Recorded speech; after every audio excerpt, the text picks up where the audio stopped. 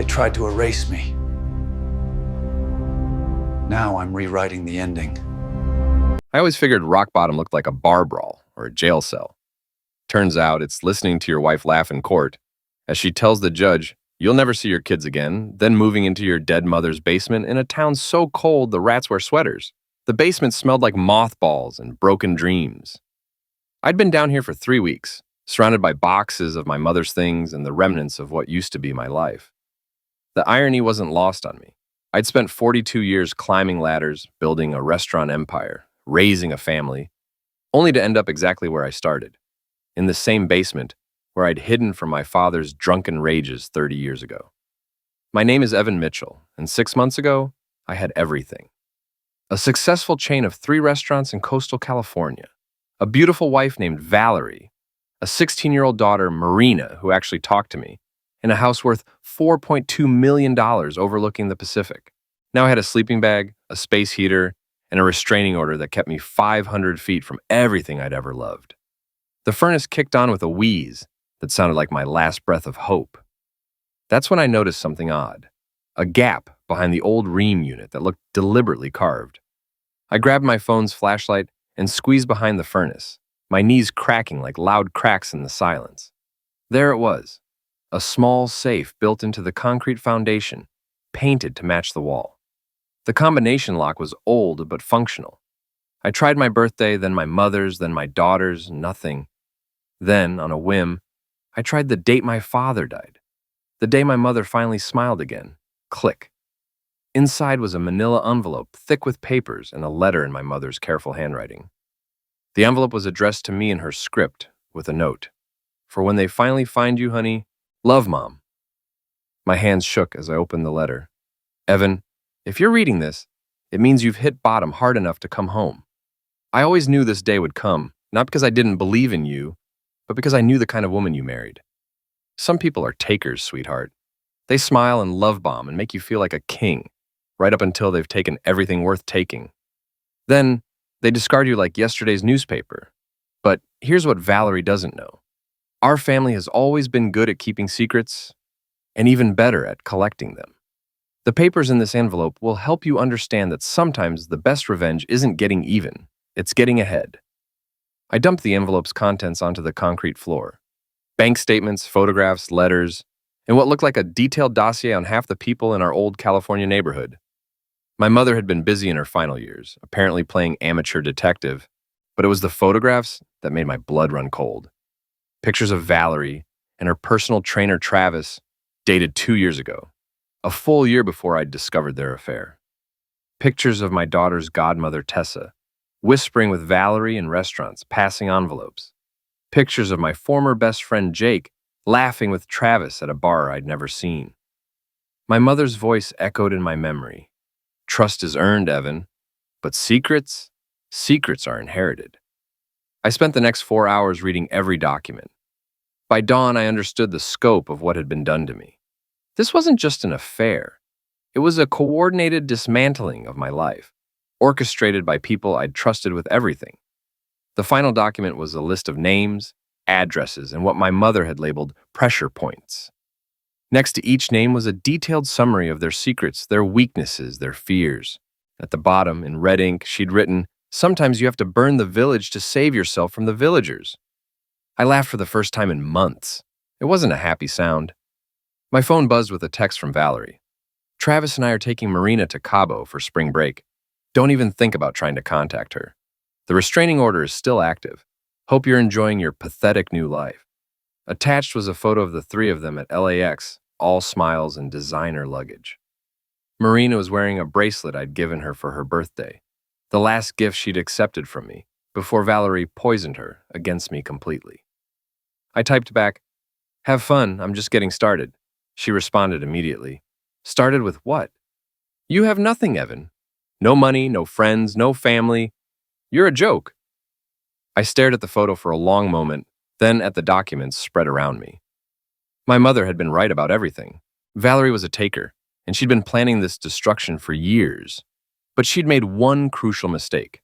She'd underestimated the Mitchell family's capacity for playing the long game. I walked upstairs to my mother's old kitchen and made coffee in her ancient percolator. The sun was coming up over the frozen Ohio landscape, painting everything gold and pink. It was beautiful in a stark, unforgiving way. My phone rang.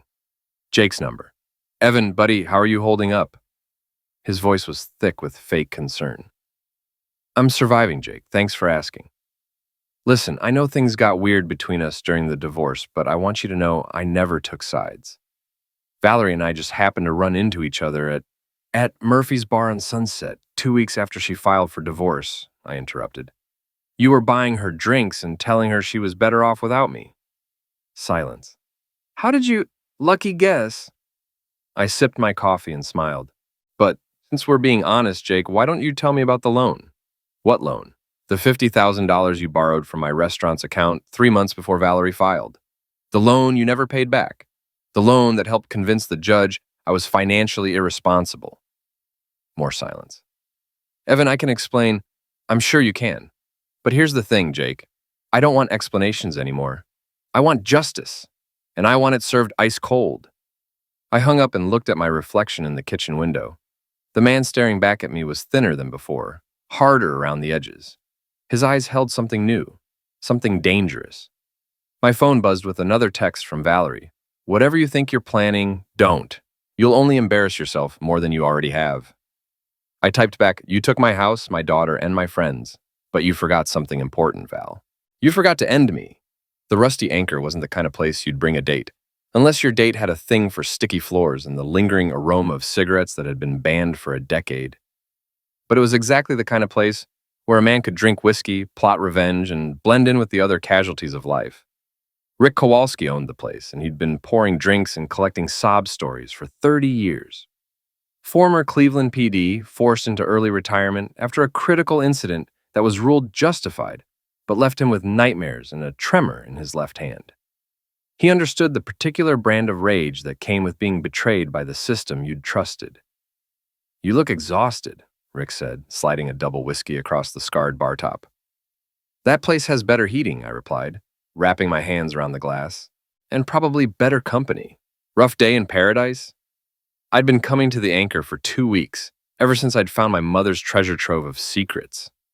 Rick knew I was going through a divorce, but he didn't know the details.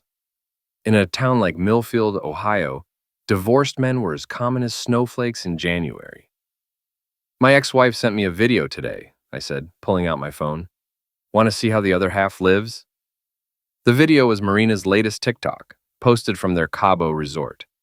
She was dancing to some song I didn't recognize, wearing a bikini that cost more than most people's monthly rent. The caption read, "Living my best life without toxic people, blessed, daddy issues, new beginnings." The comments were brutal. "Your dad's such a loser, lol. Heard he's living in his mommy's basement. Deadbeat dad energy. Your mom's so much happier without him." Each comment felt like a knife between the ribs. This was my daughter, the little girl who used to beg me to read her bedtime stories, who'd cry when I had to travel for work, who'd told me I was her hero just 2 years ago. "Kids say stupid things when they're hurt," Rick offered, but his voice lacked conviction.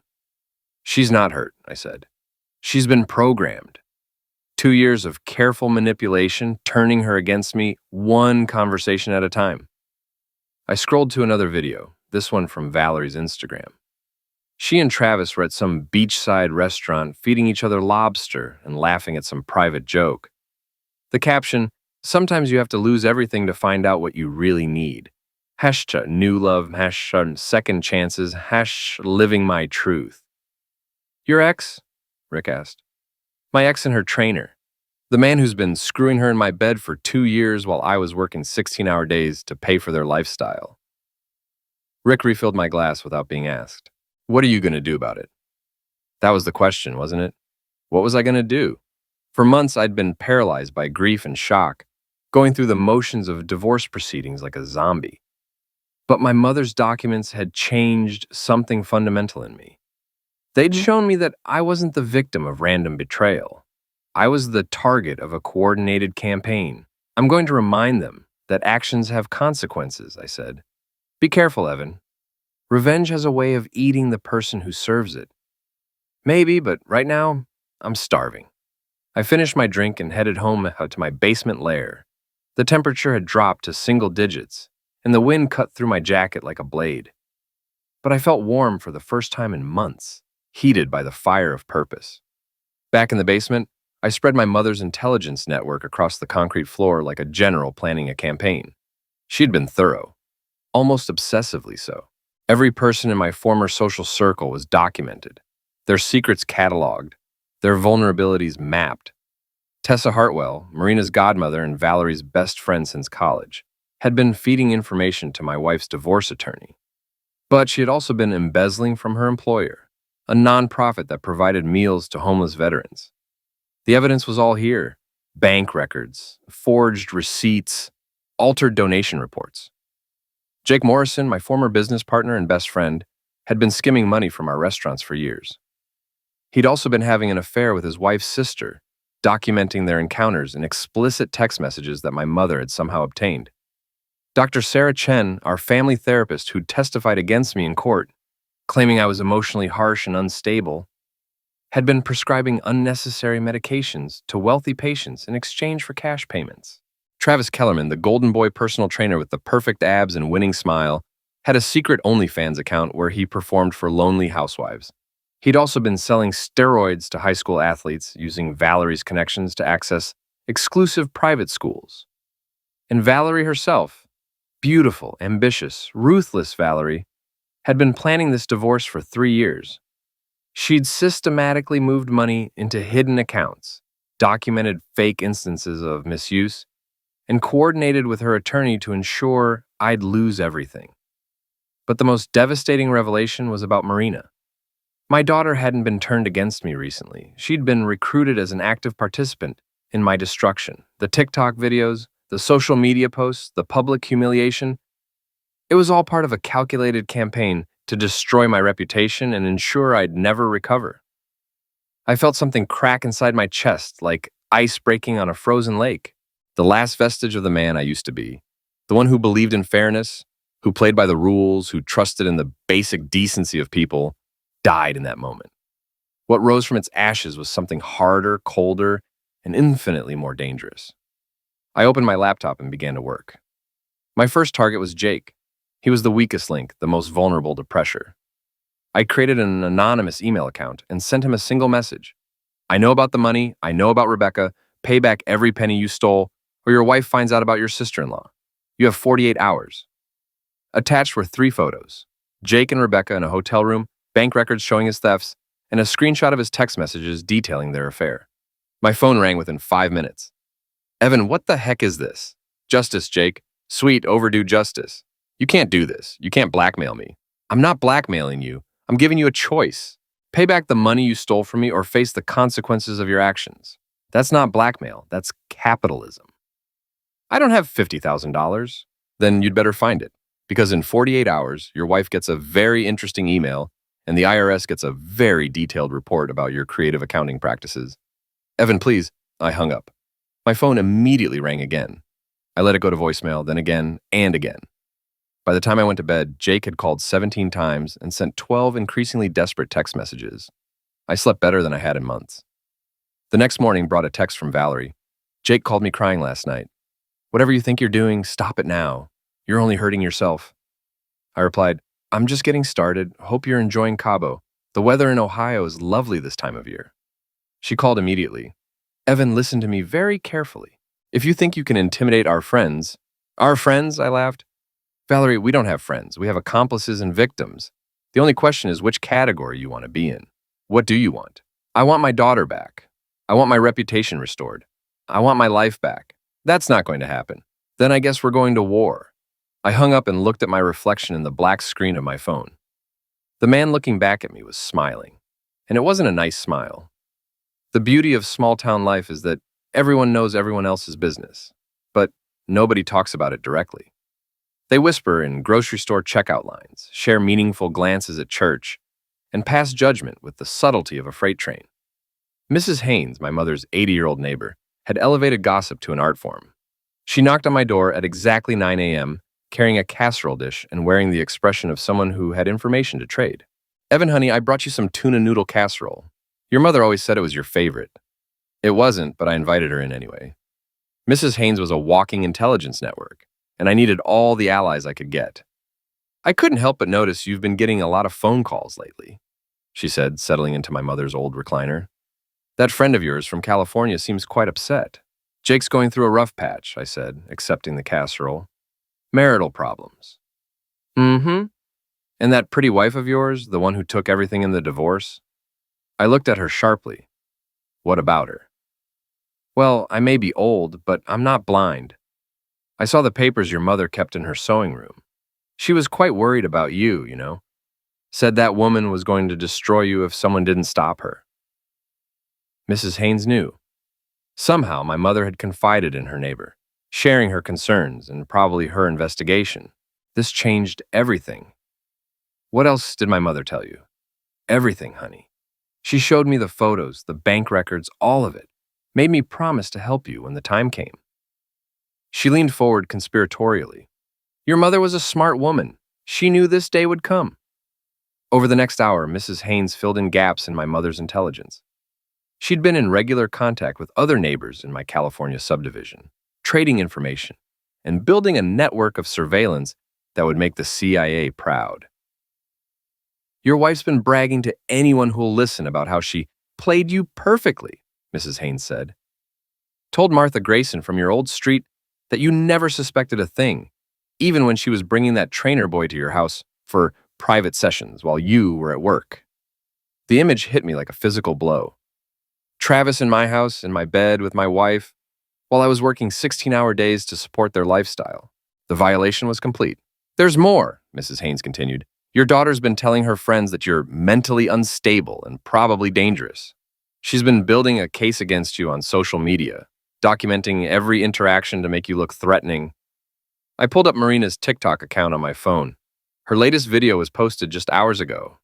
POV, your toxic dad is harassing your mom's friends and you're scared he might actually snap. Narcissistic parent # our toxic family. Scared. The comments were even worse than before.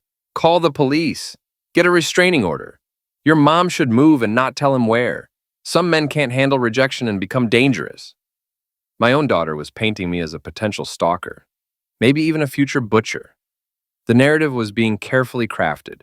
Unstable ex-husband becomes increasingly erratic, starts threatening former friends, escalates toward violence.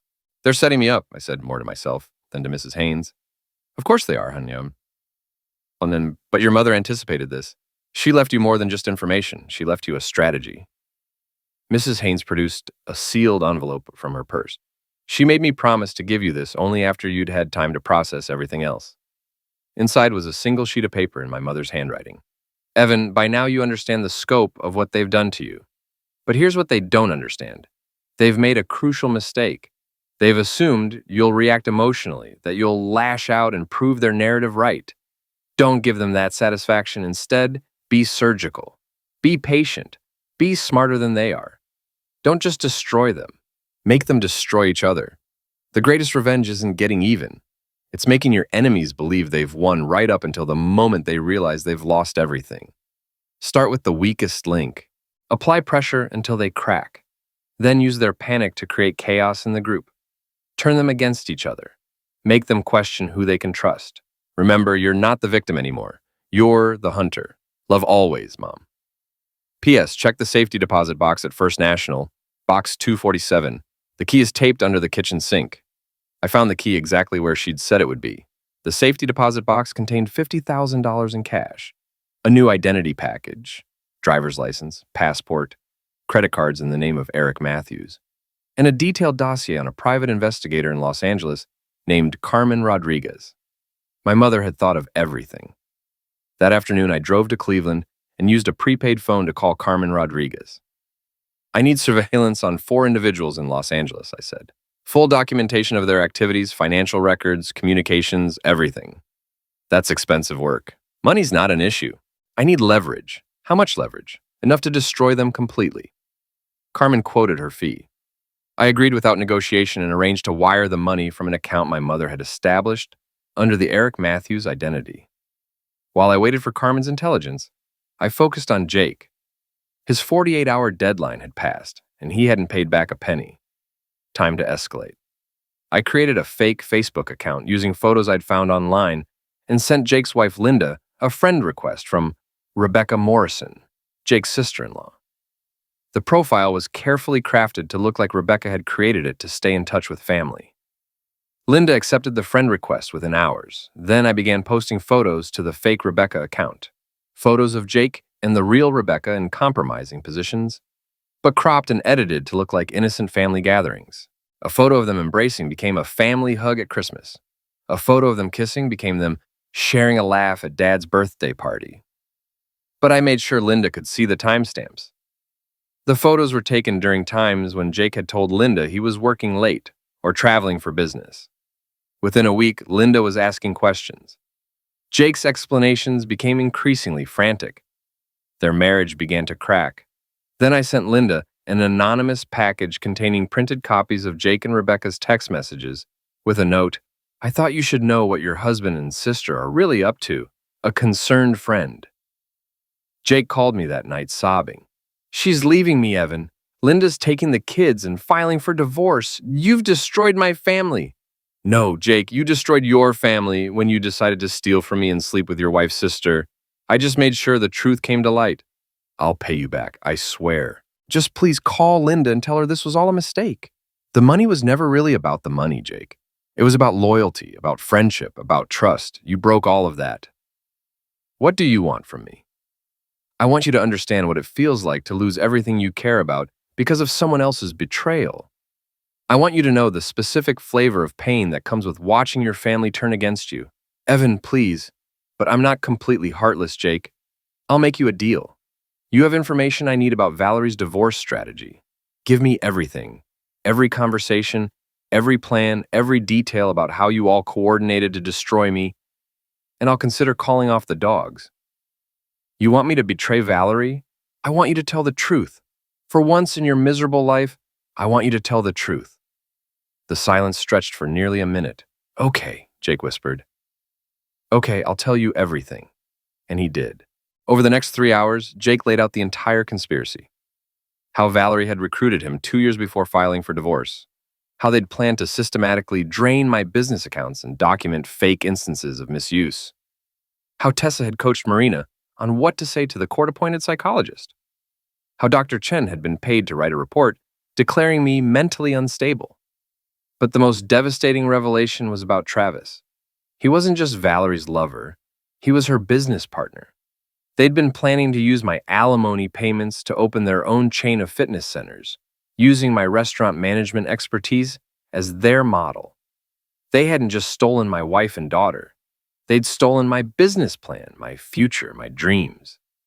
When Jake finished talking, I felt something settle into place inside me, like the final tumbler of a lock clicking open. Thank you, Jake. That was very helpful. So you'll call Linda? You'll fix this? I'll consider it. I hung up and immediately called Carmen Rodriguez. I need you to accelerate the timeline, I told her, and I need you to dig deeper on Travis Kellerman. I want to know everything, his finances, his family, his secrets, his fears, everything. What are you planning?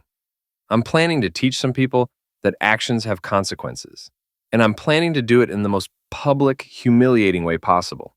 Be careful. Revenge can consume you. I'm counting on it. Carmen Rodriguez was worth every penny. Her report arrived via encrypted email 3 days later, and it was a masterpiece of investigative work. 47 pages of detailed intelligence on my targets, complete with photographs, financial records, and enough personal information to destroy all of them twice over. Travis Kellerman wasn't just selling steroids to high school kids. He was distributing them through a network that included 3 other trainers at upscale gyms across Los Angeles. His OnlyFans account was generating over $15,000 a month, money he wasn't reporting to the IRS. He'd also been arrested twice for domestic violence against previous girlfriends, charges that had been mysteriously dropped after significant legal fees were paid. But the most interesting discovery was about his family. Travis came from money, old Texas oil money that came with expectations and conservative values. His father, Robert Kellerman, was a prominent Republican donor who would disown his son in a heartbeat if he knew about the OnlyFans account, the steroid dealing, or the affair with a married woman. Tessa Hartwell's embezzlement was even more extensive than my mother had documented. She'd stolen over $200,000 from the veterans charity, using the money to fund a gambling habit that had her over $100,000 in debt to some very unforgiving people. Dr. Sarah Chen's prescription fraud scheme involved over 50 patients and had generated nearly $500,000 in illegal income. But more damaging was her relationship with Judge Patricia Wainwright, the judge who'd presided over my divorce. They'd been college roommates, lifelong friends, and Chen had been providing the judge with prescription medications for years without proper examinations. And Valerie, my beautiful, ambitious, sociopathic ex-wife, had been planning this divorce for over 3 years.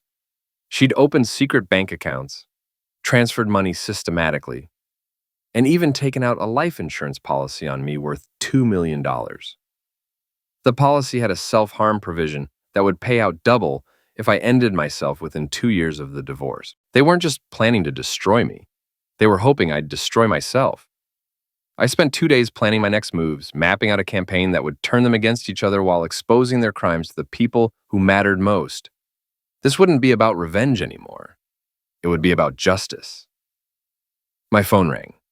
Valerie's number. "Evan, we need to talk." "Do we? I thought you were enjoying your vacation in Cabo." "We came back early. Jake told me about your conversation." "Which conversation? We've had so many lately." "Don't play games with me. I know you're trying to destroy our friends, but you're only hurting yourself." "Marina's terrified that you're having some kind of breakdown." "Marina's terrified because you've been telling her I'm dangerous." "But we both know the only person I'm dangerous to is you." "What do you want, Evan?" "I want my daughter back. I want my reputation restored. I want the money you stole returned with interest. And I want a public apology for the lies you've told about me." Valerie laughed.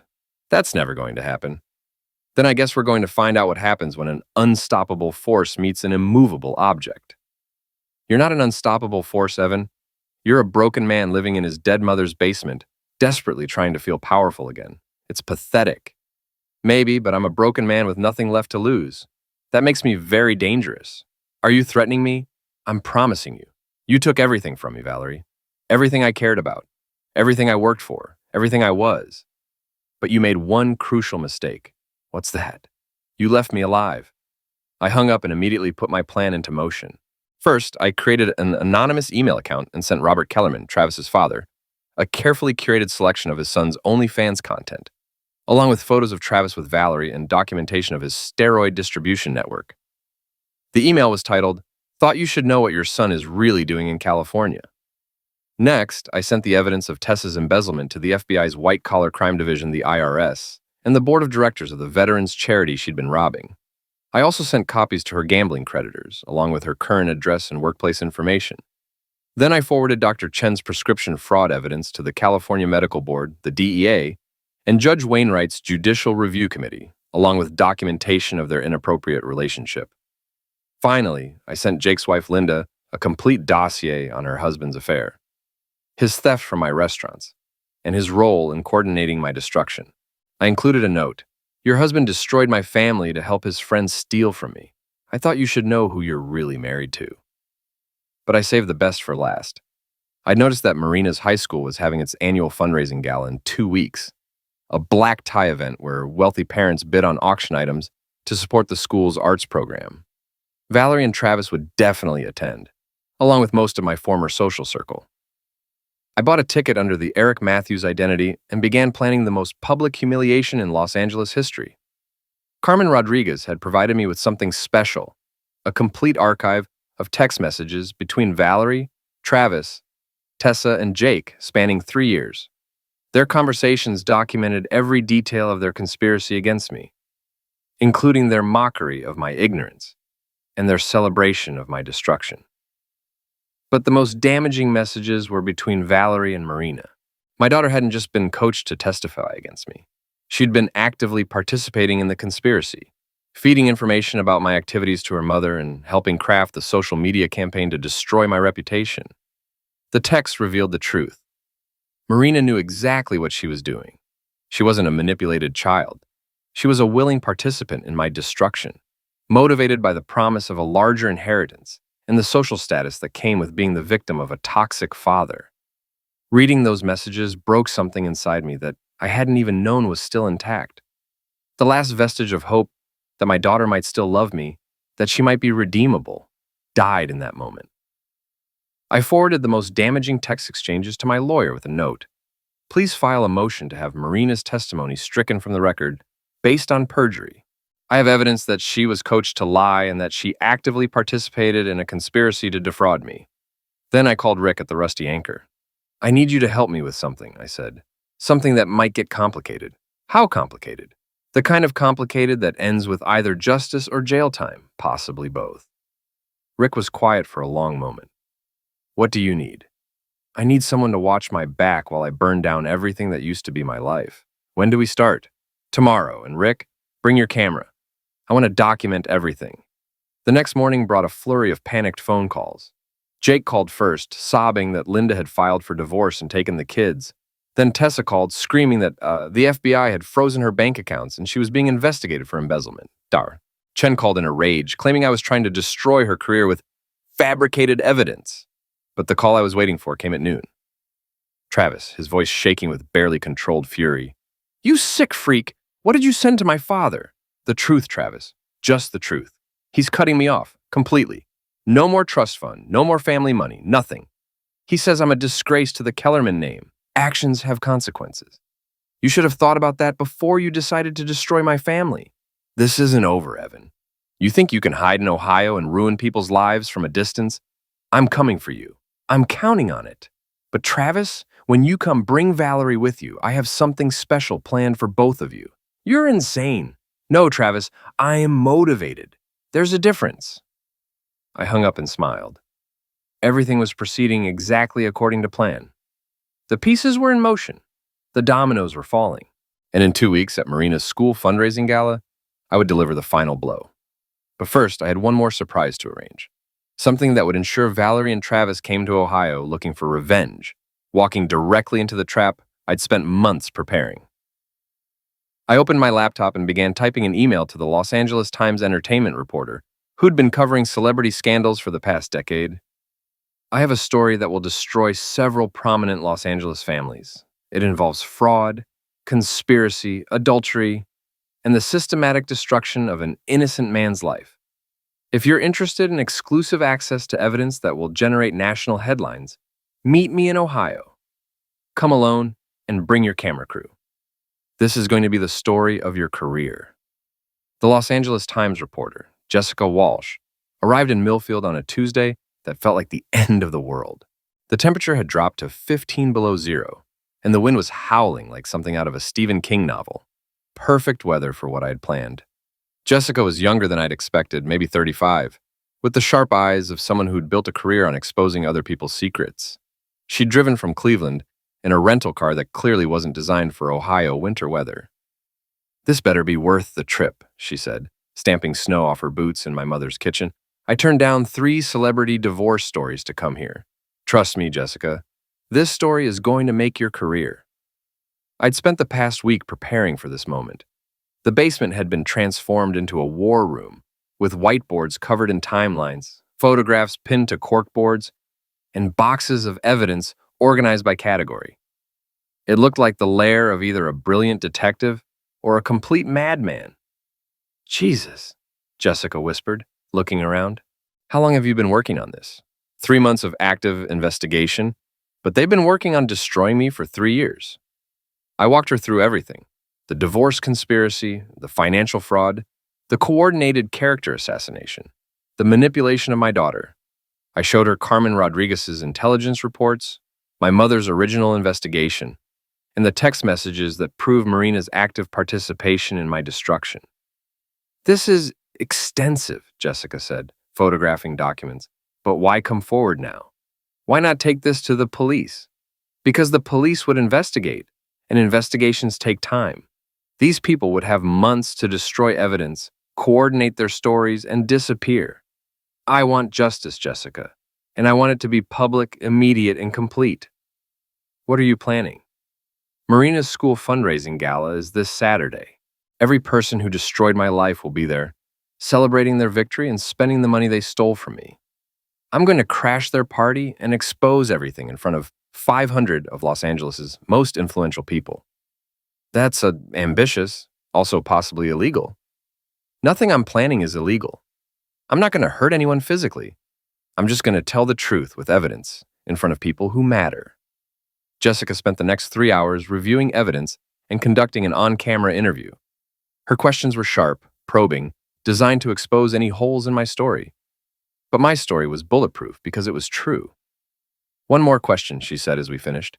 What if this backfires? What if people don't believe you? Or what if your ex-wife and her friends manage to spin this as the desperate act of an unstable ex-husband? Then I'll have lost everything for the second time. But at least this time, I'll have gone down fighting. That evening, Valerie called. Evan, I know you're planning something. Jake is having a complete breakdown. Tessa's in hiding from the FBI, and Travis's family has disowned him. Whatever you think you're accomplishing, you need to stop. I'm accomplishing justice, Valerie. Something you should have considered before you decided to destroy an innocent man's life for money. You're not innocent. You were controlling, emotionally harsh. I was working 16 hours a day to support your lifestyle, while you were planning to steal everything I'd worked for. But let's not relitigate the past, Val. Let's talk about the future. What future? Saturday night, Marina's school gala, I'll be there. You're not invited. Security won't let you in. I bought a ticket under a different name. And I'll be bringing a guest, a reporter from the LA Times who's very interested in our story. The silence stretched for nearly 30 seconds.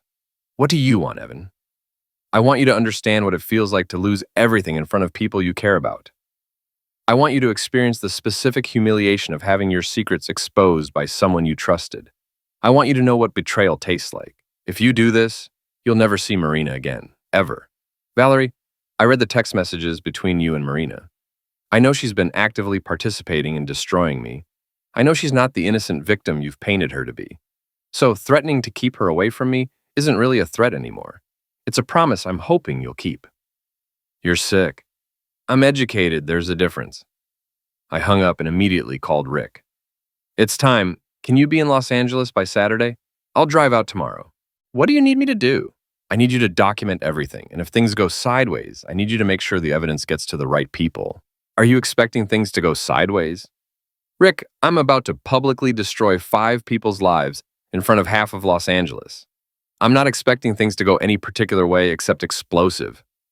Friday morning, I flew to Los Angeles under the Eric Matthews identity. Jessica Walsh met me at LAX, along with her camera crew and a sound technician.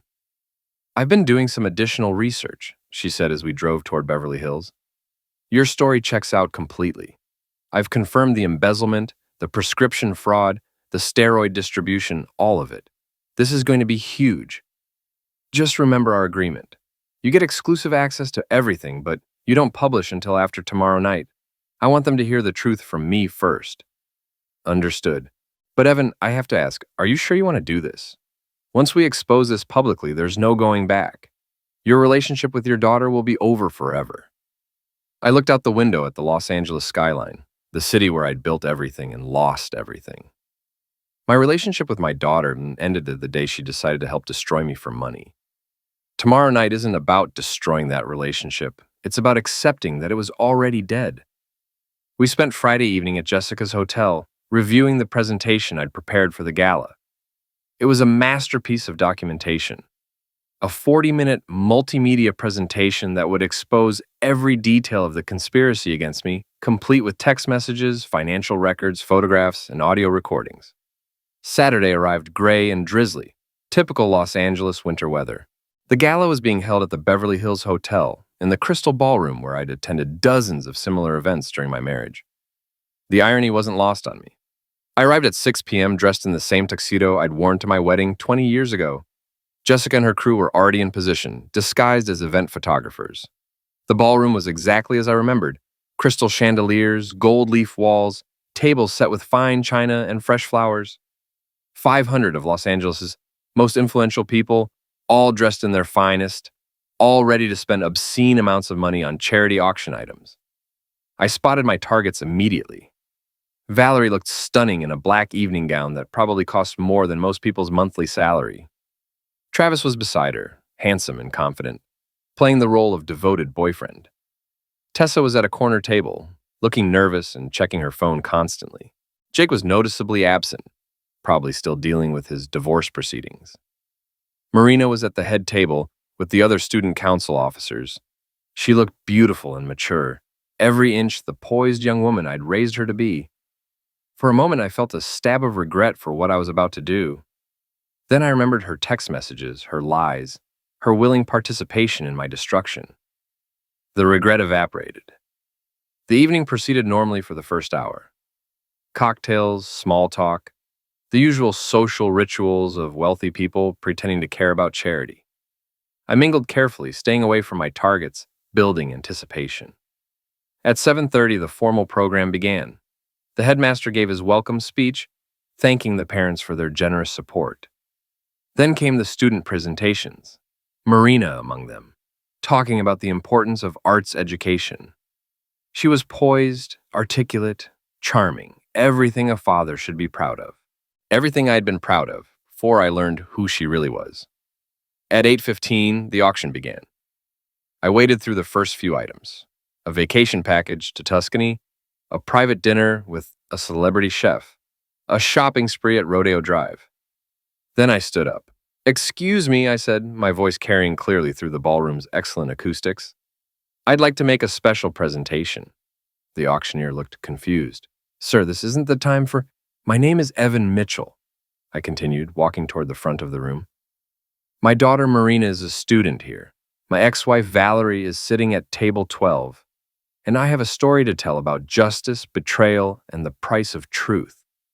The room fell silent. I could see Valerie's face going white, Travis half rising from his chair, Marina staring at me in horror. 3 years ago, my wife and her friends began a coordinated campaign to destroy my life. They stole my money, corrupted my daughter, and systematically dismantled everything I'd worked for. Tonight, I'm going to tell you exactly how they did it. Security was moving toward me, but I'd positioned myself perfectly. Jessica's cameras were rolling, and I had a wireless microphone that couldn't be easily shut off. "The woman sitting at table 12 isn't just my ex-wife," I said, pointing at Valerie. "She's a thief who embezzled money from my restaurants to fund her affair with her personal trainer. The man sitting next to her isn't just her boyfriend. He's a steroid dealer who's been selling pills to your children." The room erupted in shocked murmurs. Security reached me, but I kept talking. "The woman at table 18, Tessa Hartwell, has been stealing money from a charity that feeds homeless veterans and doctors. Sarah Chen, sitting at table 6, has been running a prescription fraud scheme and bribing judges.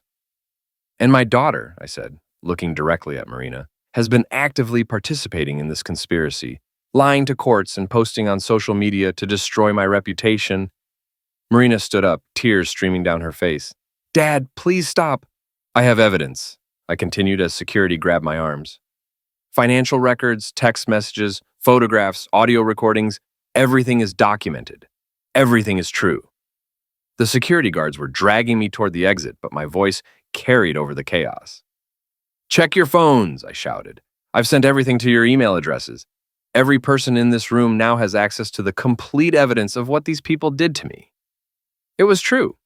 While I'd been speaking, Jessica's technical crew had been sending the complete dossier to every email address on the gala's attendee list. As security hauled me out of the ballroom, I could see people checking their phones, their faces changing as they opened the attachments. Valerie was standing frozen at her table, Travis was arguing with someone, and Marina was sobbing into her hands. In the hotel lobby, the security guards released me. I wasn't trespassing anymore. I was outside the event space. "Sir, you need to leave the property," one of them said. "Of course, I've said everything I came to say." Jessica appeared beside me, her camera crew still rolling. "How do you feel?" she asked. I looked back toward the ballroom, where I could hear the chaos continuing. "I feel like justice has been served," I said. "Cold, complete, and absolutely final." We walked out of the Beverly Hills Hotel into the Los Angeles night. Behind us, the lives of 5 people were collapsing in real time, exposed and destroyed in front of everyone who mattered to them. My phone was already buzzing with calls and texts, but I ignored them all. There was nothing left to say, nothing left to explain. The truth was out there now, documented and undeniable. I had lost everything, my family, my friends, my old life. But I had gained something too, the knowledge that actions have consequences, that justice can be served, and that sometimes the only way to win is to make sure everyone loses. As we drove through the streets of Los Angeles, I felt something I hadn't experienced in months. Peace. Not happiness, not satisfaction, but the deep calm that comes with completing a mission. "So what happens now?" Jessica asked. "Now you write your story, and I go home to Ohio and figure out what the rest of my life looks like. Any regrets?" I thought about that for a long moment, watching the city lights blur past the window. "Just one," I said finally. "I regret that it took me so long to understand who these people really were. If I'd known sooner, I could have saved myself a lot of pain." "And your daughter? Do you regret exposing her?" "Marina made her choice when she decided to help destroy me. Tonight, she learned that choices have consequences. That's the most valuable lesson I could teach her." My phone rang. Valerie's number. I let it go to voicemail. Then it rang again and again. By the time we reached the airport, I had 37 missed calls and 62 unread text messages. But I didn't need to read them to know what they said. Pleas, threats, bargains, denials. All the predictable responses of people who'd been caught and exposed. None of it mattered anymore. I boarded my flight to Cleveland and settled into my seat, finally allowing myself to smile. It wasn't a nice smile, but it was genuine. Behind me, in Los Angeles, 5 people were learning what it felt like to lose everything that mattered to them. Their reputations were destroyed. Their relationships were over. Their futures were in ruins. It was exactly what they deserved. As the plane lifted off, I closed my eyes and thought about my mother. She'd been right about everything, about Valerie, about the conspiracy, about the need for justice. "Thanks, Mom," I whispered into the airplane's white noise. "You taught me well." The plane banked toward Ohio, carrying me home to whatever came next. But for the first time in months, I wasn't afraid of the future. I'd faced the worst that life could throw at me, and I'd survived. More than that, I'd won.